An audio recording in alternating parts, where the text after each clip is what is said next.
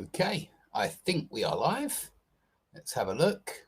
So if anyone's here, please feel free to say something so that I know you can all see and hear me okay. So we're looking at parallel structure today.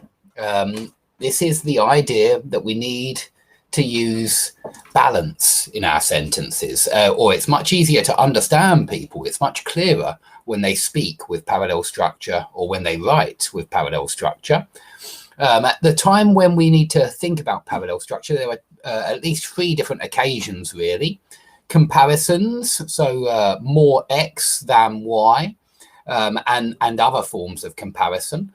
But also correlative conjunctions, not only X, but also Y, either X or Y, both X and Y, all of those kind of things. And that's where there are a lot of mistakes. It's really tricky to always use correlative conjunctions in a parallel way.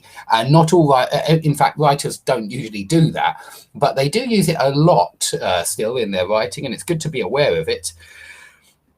And lastly, with lists, if you've got a list, then it's good to have every element in the list. The same type of either word function or word category, but it's category that we'll be focusing on in these exercises, although I must admit that there is an argument for you've still got it in parallel if the items have the same function. Okay, so let's have a look at this exercise and see what the hell I'm talking about, because it's often easier to see when you actually look at an exercise. And I've actually managed to do something new today. If you look that way, that way, you can see my website is in the bottom left-hand corner. So if you want to see these lessons or try these exercises, I'll leave a link to this website, certainly. Go to my website, which is skype-lessons.com. So good evening, Eunice. Let's have a look at question 1. So there are mistakes in all of these sentences, although it's possibly not fair to call them mistakes. They're not necessarily grammatical mistakes. They're not always what I would consider 100% wrong. And writers do, use unparalleled sentences sometimes, but they'll do so on purpose. I mean, they'll do so knowingly, or it's better to do so knowingly, because there is a certain type of, there's a euphony. It sounds nice, when you've got the elements in parallel. So it's really worth studying this topic. Good evening, Amit. So look at the first one. Susie not only needs attention, but also many compliments. So this is the not only X, but also Y correlative conjunction. And the idea with these correlative conjunctions is that they join things together and that we ought to join equal things together. And if we look at the X, what's in the X position? We've got needs attention. We've got verb, noun. And then we look at the but also part, the Y, many compliments. That's not verb and noun. That's a determiner and a noun. And so that is not equal to needs attention. Okay, so to fix this, we want to make sure that the X and the Y are equal.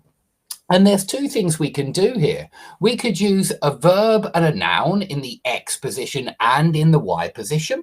That would be Susie not only needs attention, but also needs many compliments. And then we got verb and object on both sides, and that's okay. But you might not want to repeat the needs. You might think that repeating the needs is unnecessary. We don't need to repeat the needs. And so what we do then is we need to move the needs out of the X position. We need to move it before the not only. If we say Susie needs, then we got it all sorted. Susie needs not only attention, but also many compliments. And that would be parallel, because then we got not only attention, noun phrase, but also many compliments, noun phrase. And that's what we're looking for. And so always think in terms of X's and Y's. Sorry, guys, don't know who's calling me there. Let's get rid of that. So always think in terms of X's and Y's with these correlative conjunctions. It really helps. So that's how we fix number 1. And as you can see, there are 2 ways of fixing it. You can repeat the verb phrase if you want. You can have needs attention, but also yearns for many compliments. That would still be verb and object. And so that would be like needs attention, yearns for many compliments. So you don't have to repeat needs. You know, it could be a different verb. As long as you've got a verb phrase and a verb phrase, it will be parallel. Okay, so hi, Abdi, hi, Vitaly, hi, Sam, hi, Sarah, hi, Mary.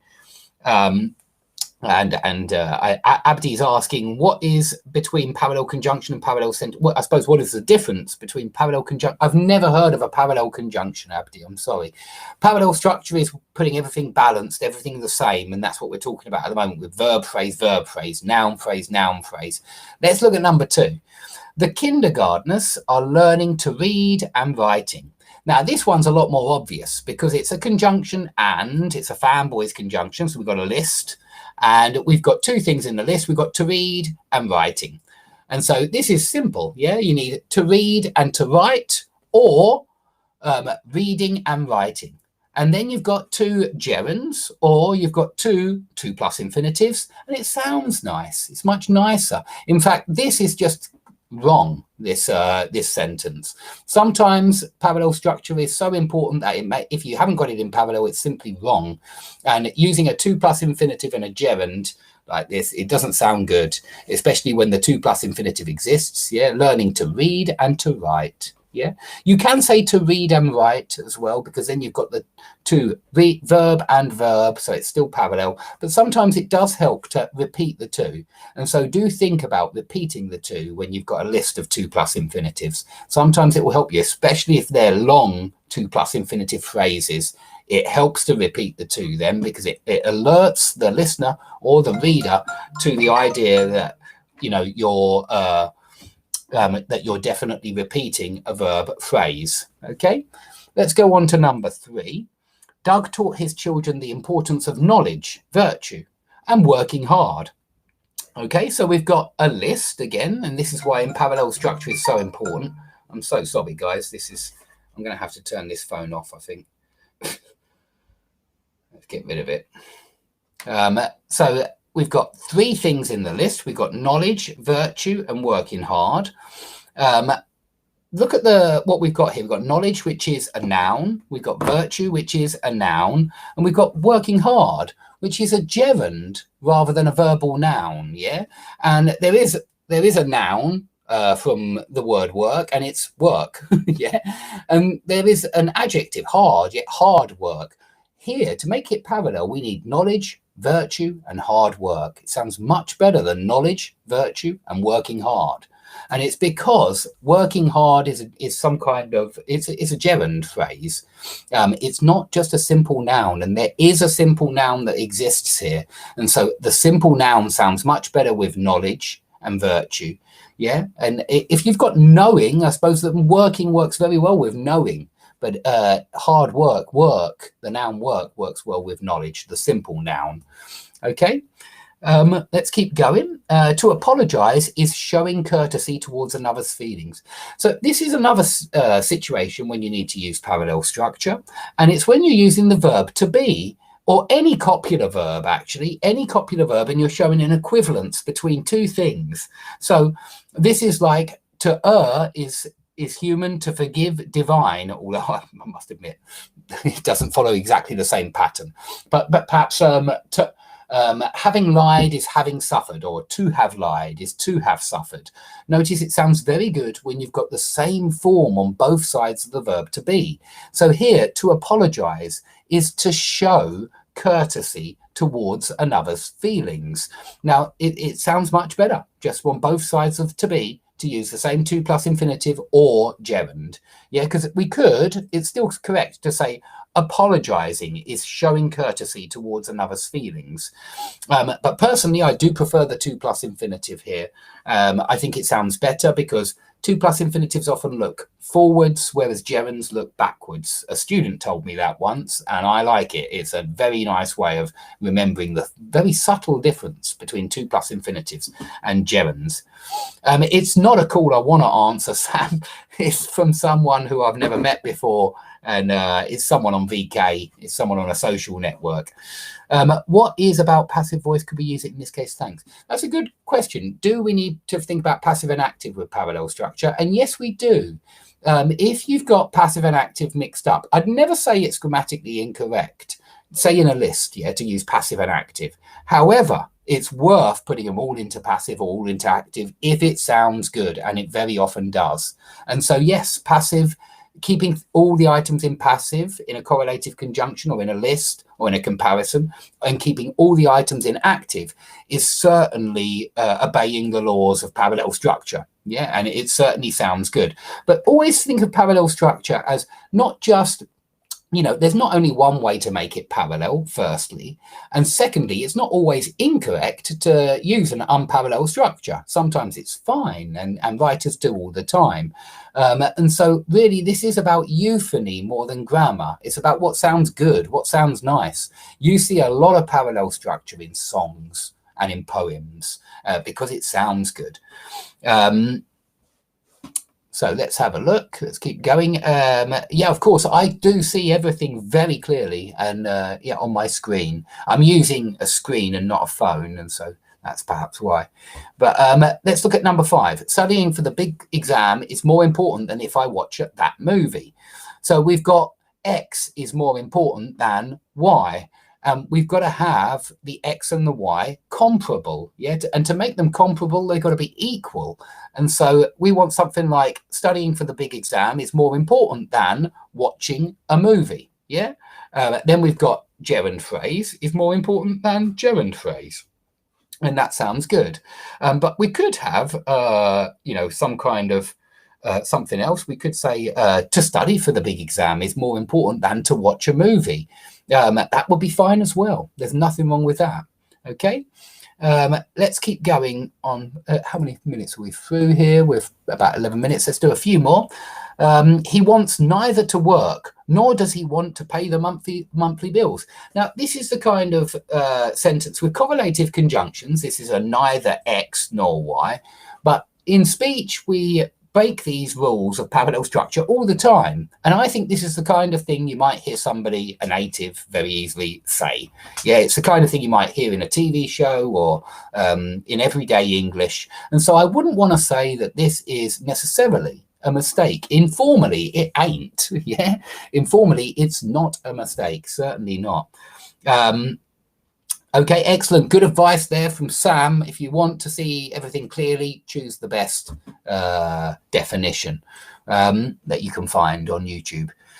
So here, neither X nor Y. We've got to work in the X position, and we've got does he want to pay the monthly bills in the Y position. So we've got to change this to make it parallel. We've got to change it to he wants neither to work nor to pay his bills, something like that.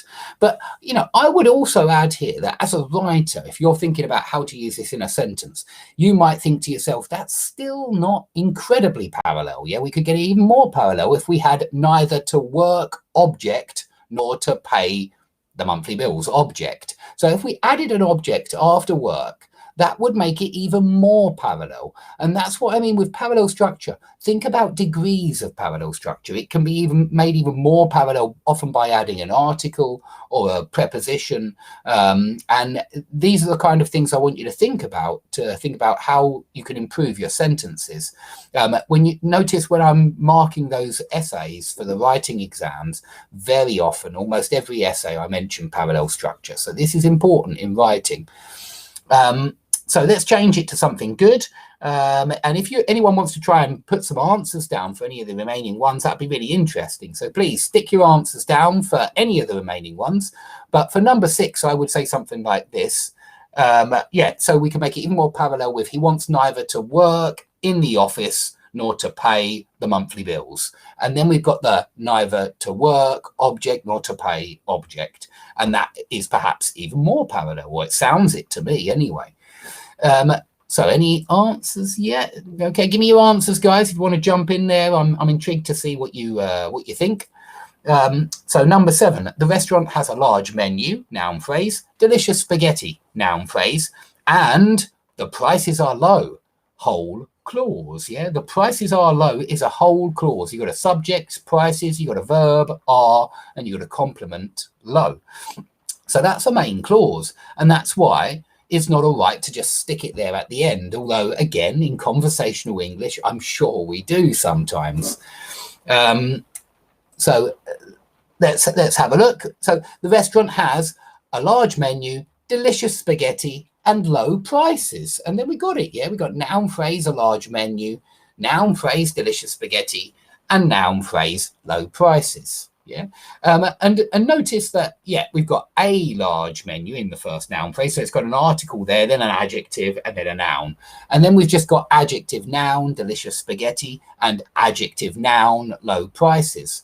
So you might argue that there's a way of making this even more parallel, either by having no determiner in any of them, because at the moment we've got a large menu. So you might say large menus. Yeah, you could do that to get rid of the article. So let's say this: the restaurant has large menus, delicious spaghetti, and low prices. And you might prefer the sound of that, because then you've just got adjective noun, adjective noun, adjective noun. This is what I want you to think about. Yeah, we wouldn't say the low prices, Mary. We wouldn't, because it's unnecessary. In fact, it's don't use an article when you mean all the prices in the shop are low. Then we would just go without an article. And so it doesn't really make sense logically to use the with low prices. And that's why perhaps the best thing we can do here is just get rid of the a and say large menus, delicious spaghetti, and low prices. Yeah. Yeah, you are most welcome, Jane. I'm sure. I'm glad that you can see it now. Super. Let's go on to number 8. And if anyone wants to jump in there, please do. We're running out of time, so please jump in there.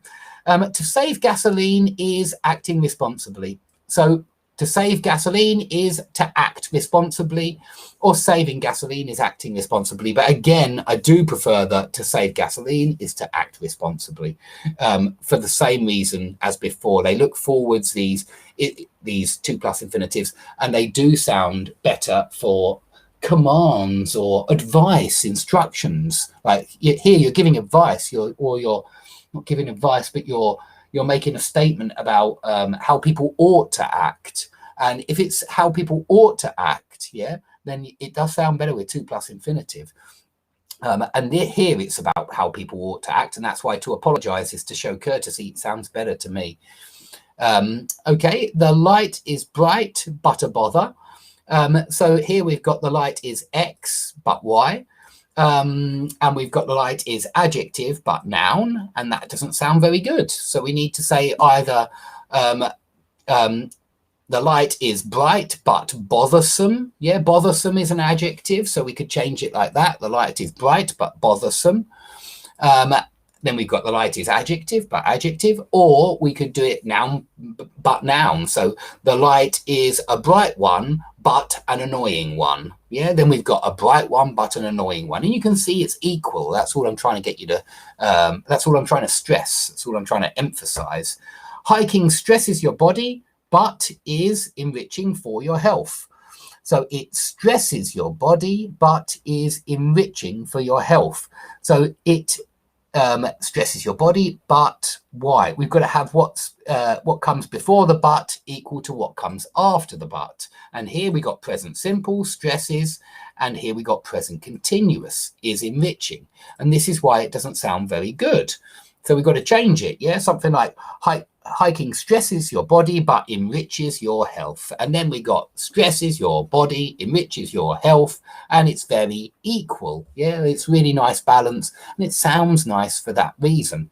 Okay, I'm going to stop right here, guys, but thanks everybody for coming. I'm going to put all of these classes up on Skype-lessons.com, which is just over there in that corner. You can see the website URL. That should help you get there. And so just go to my website for any of these classes that I'm making now. I put them up on YouTube just for a short time, and then I take them down. But all of the exercises are up there on my website. And so you get a lot more on my website, and you certainly never get any advertising on any of the videos. So please head there for more material, and stay tuned as well, because I make these lessons whenever I've got a free half hour. And I actually quite enjoy making the lessons. And so keep coming to the website if you want to see more. Okay, thanks everybody for watching, and I hope to see you all soon.